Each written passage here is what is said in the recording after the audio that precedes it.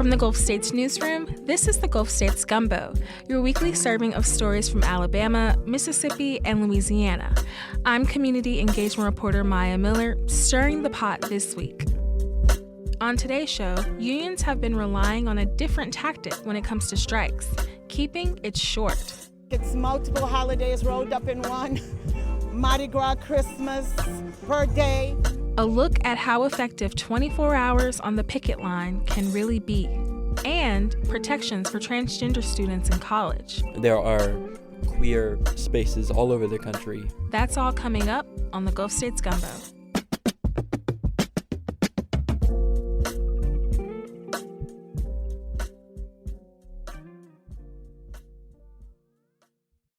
Short strikes are in.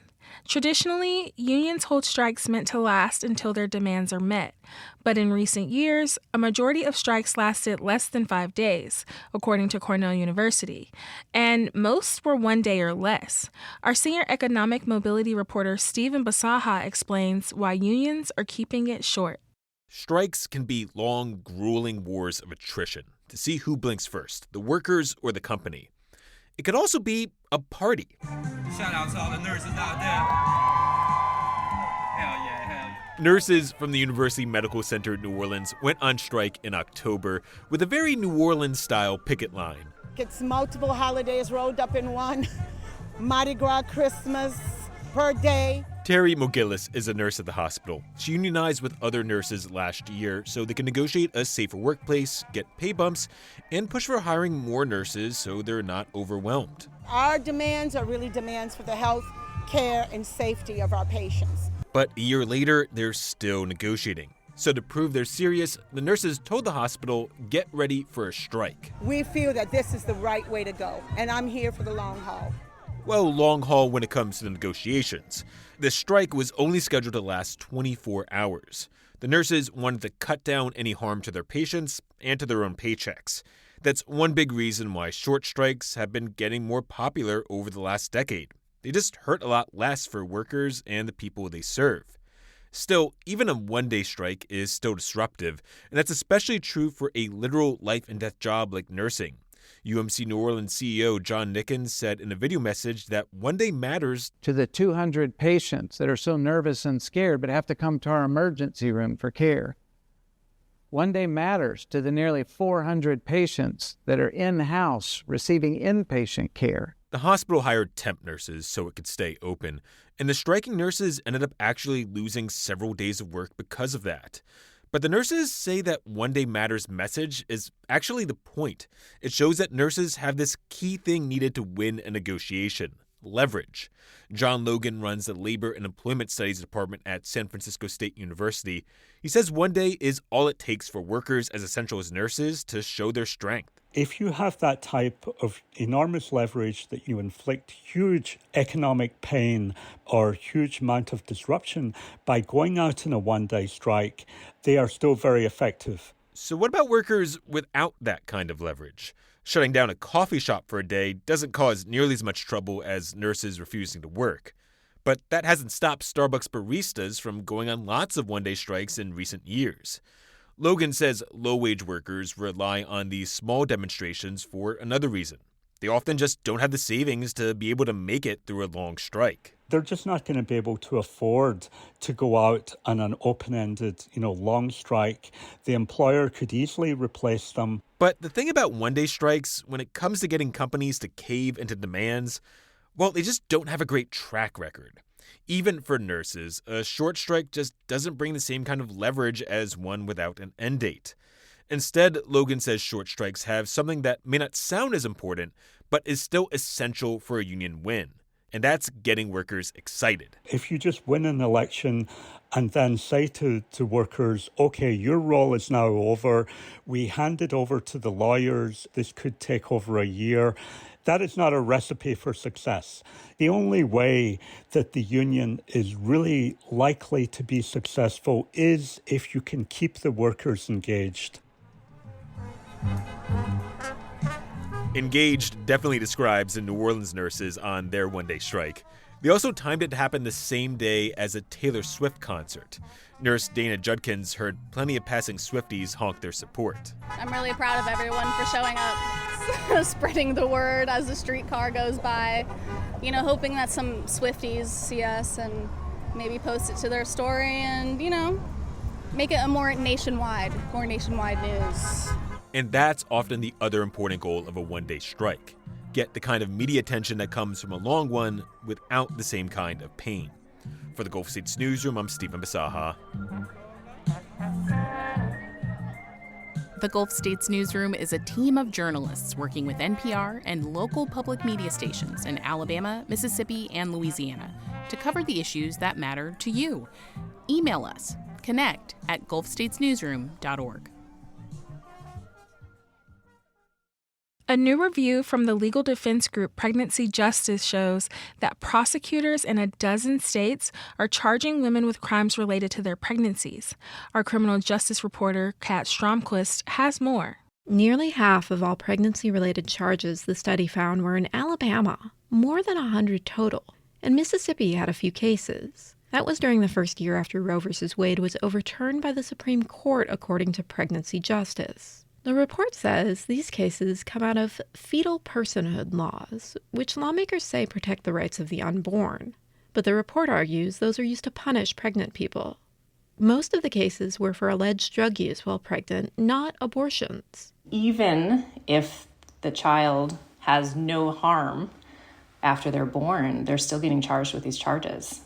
That's Brittany Vandberg, a University of Alabama criminal justice professor who worked on the study. She says in Alabama, these are mostly poor white women from rural communities who can end up sitting in jail. So these women are already, extremely impoverished women. They don't have, most of the time, money for bail, or they don't have money for a good defense attorney. The report says states should address substance use disorders instead of punishing pregnant people. For the Gulf States Newsroom, I'm Kat Stromquist.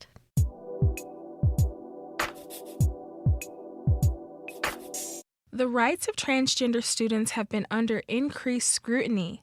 This especially applies to trans athletes, with debates over banning them from competing. Our sports and culture reporter Joseph King looked into this back in October, talking to people on both sides. River Rooks is a recent high school graduate, and they are non-binary. When thinking about college this year, it's been tough. They didn't want to live with a male roommate, and Rooks says they've had a hard time trying to get accommodations. Some of my worst moments have been when I've been at camp and been forced to sleep in dorms with other men or with other boys. It's just a terrible experience, and I feel terribly uncomfortable. A new Title IX update by the Biden administration might have given Rooks some help. The new rules aim to better protect against discrimination in schools, especially for LGBTQ+ students and victims of sexual harassment. But more than half of the states in the U.S. have objected, and the Supreme Court recently decided to block the Biden administration from enforcing them. I pledge allegiance to the flag of the United States of America. This summer, Rooks went to a town hall about the new Title IX changes held by the conservative political group Moms for Liberty. With liberty and justice for all. Rooks and other LGBTQ+ supporters were outnumbered, with many in attendance opposed to adding protection for transgender students, particularly when it comes to participating in sports. First off, as a 47-year-old woman, I lived through the development of Title IX, which provided fairness in sports for girls and women. Took decades. Feminists worked for it tirelessly. Over the last 2 years, it's been absolutely destroyed. That's Heather Stuckey, who has a daughter in high school she says competes in track and field. I need someone to explain to me why it would in any way make any sense for her to have to compete in a race against a biological male. Not everyone agrees with Stuckey.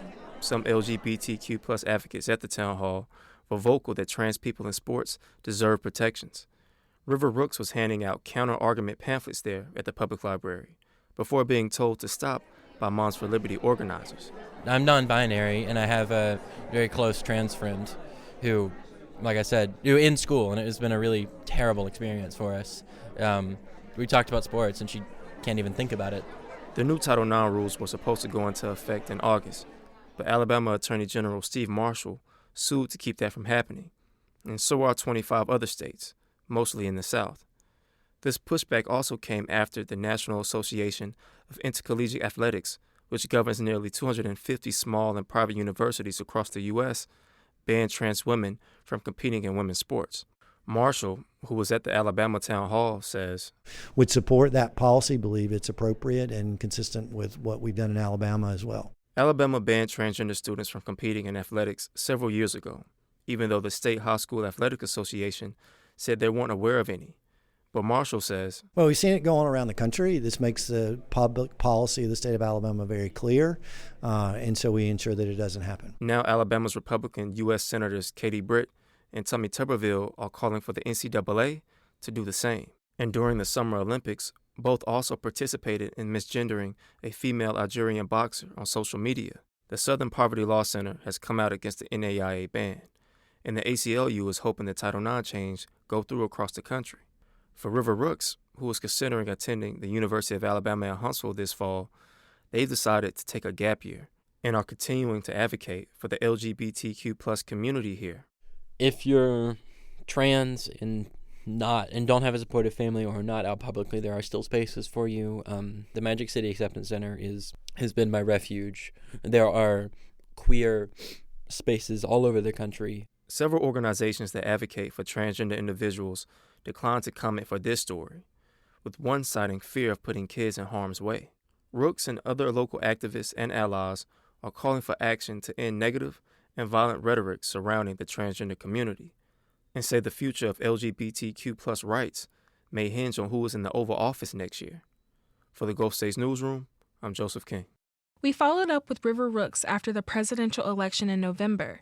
They were discouraged seeing Kamala Harris lose, and they're concerned about what will happen in the months ahead. However, Rooks says they have seen Alabama's queer community become more engaged since the election.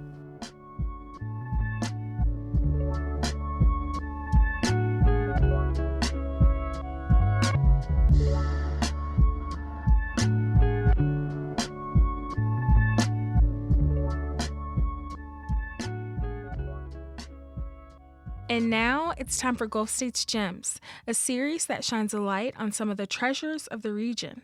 Here's economic mobility reporter Stephan Bisaha back again with this week's gem from Jackson, Mississippi. About a year ago, I took my New Jersey friends on a southern road trip. We hit Birmingham, Mobile, Nashville, New Orleans, and the place that they remember most is an oyster bar in Jackson, Mississippi called Saltine.